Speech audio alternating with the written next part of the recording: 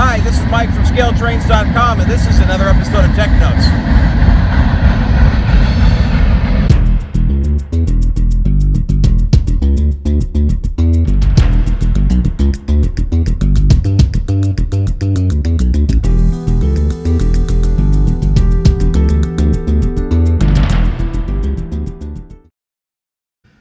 Hi guys, this is Mike from Scale Trains again. In this episode of Tech Notes, we're going to take a look at the Scale Trains Kit Classic Evans 5100 cubic foot boxcar. This is the first in our Kit Classics line. It's an easy to assemble kit. The tools that are going to be required is a pair of tweezers, a Phillips screwdriver, and possibly a hobby knife to trim any flash on parts. So let's take a look at it. We'll open the box, we'll show you what comes with it, and we'll show you how to build it. First thing to do is open the box, obviously. And we'll take the blister out. Under the blister, you're going to find the instruction sheet. On the front of the instruction sheet, you're going to see a brief history about the prototype, the Scale Trains warranty policy, and our customer service contact information. On the back, you're going to see a simple 3-step assembly instruction and a parts list. As we take the blister off, the first part we're going to look at is the floor. The floor has the stamped weight already attached, so there's really nothing to do with the floor just right now, so we'll set it aside. Next, we'll take out the body. Inside the body, we're going to find a bag that has the trucks and the screws, and a second bag that's going to have the couplers, the coupler centering springs, the screws for the coupler box lids, and the coupler box lid. As we take a quick look at the body, this is all new tooling, so it is of a contemporary level. Fine, sharp details on the sides with ladders, door rods, and door detail. Wood grain in the tack boards, and sharp printing. Also on the B end, the brake wheel is installed already and painted to match the body. So let's get started building. First, we'll need to open the bags. Again, this first bag is going to be with the trucks and truck screws. Get those out here. And the second bag is going to have the couplers and the parts related to the couplers. So the first step, we'll take the floor and we'll turn it upside down. We'll take one of the centering springs, and these are stamped into a U shape. The flat part of the U goes down into the coupler box. And you may need to use your tweezers to slightly push it down. Then you're going to take one of the couplers with the knuckle facing towards you. As we look on the left hand side, we're going to drop that coupler down in. You want to make sure that the coupler centers between the two small tangs on that centering spring, so you can put your finger over it and just kind of make sure that the action works properly. From there, you'll take the coupler box lid, and you'll notice that it's a U shape as well. There's a flat hole on the inside, or a smooth hole, and on the outside there's a countersunk hole. So the smooth side goes against the coupler.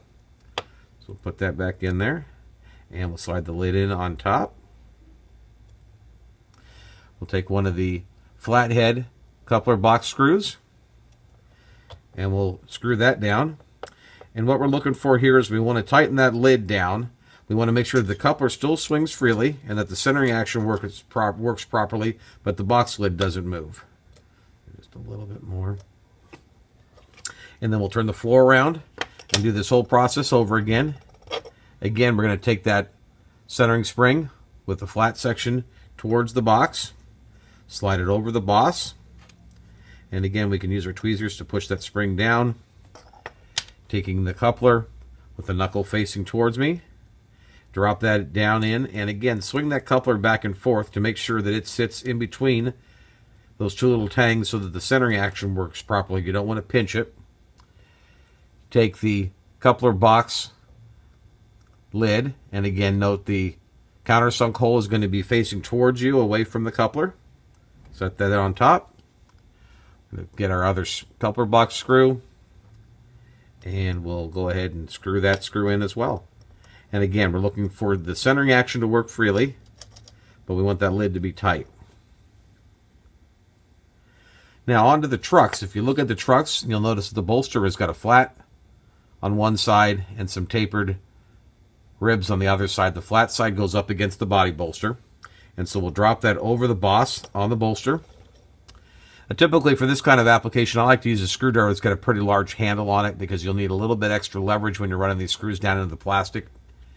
If you have a tendency to like to use the other style of screwdrivers would have the small silver metal body, typically those are not going to have enough diameter to give you a good torque to get these screws to run all the way in. So as we tighten down the screw, we're going to run it down here quite a bit. And we're going to want, what we're looking for again is we're going to look for rotation in that truck without any kind of real wobble side to side. So this looks pretty good, maybe a little too tight. We'll back it up just a little hair. We want it to rotate freely, but not much side to side wobble. We'll turn the floor around, do the same thing on the other end, and again, the flat side of the bolster goes up against the car floor. And we'll run this screw down as well.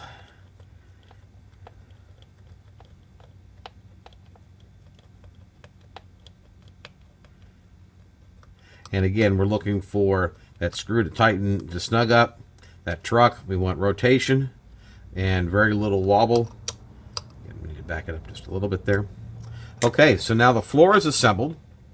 Now, one of the things you'll notice about the floor is that on the sides of it, there are tabs that lock into the body, and you'll notice that those tabs are not in the same location at both ends of the car.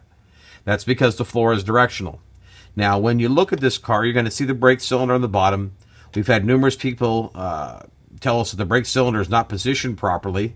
Actually, based on the drawings that we were able to obtain for this car, the brake cylinder is positioned properly. While on most cars, the brake cylinder faces the B end of the car, on this particular car, it faces the A end. There are two shivs that are used to rotate that action from the brake cylinder to rotate it back towards the B end, but the brake cylinder actually does face the A end of the car. So as you pick up the body and you look on the inside of the body, you're going to see corresponding holes for those tabs. So what you'll do is you'll take the floor and you'll lay it in one side of the body, and then what I do is I will use my thumb here to pry the floor against the side of the body to spread it a little bit and drop it down in. And basically we just want to push it down till the top of the coupler boxes hits the end of the floor, or excuse me, at the end of the car. And we'll want to make sure that that is locked in place. And once that's done, double check again the couplers and the trucks. Everything looks good. And the car's assembled. We're ready to go, put it on the railroad. One of the interesting things we've done with our packaging is that after the car's assembled, you can take the blister, take the assembled car, drop it back in the package, put the lid on it, and it goes right back in the box that it came out of. So you got it, it's in there snug. It keeps it from getting moved around or banged around. Easy to transport, very simple to work with. So if you've got any further questions or information, you can certainly contact us. You can also follow us on Facebook and take a look at our webpage at www.scaletrains.com. Thanks for watching this episode of Tech Notes. Look forward to seeing you again. Have a great day.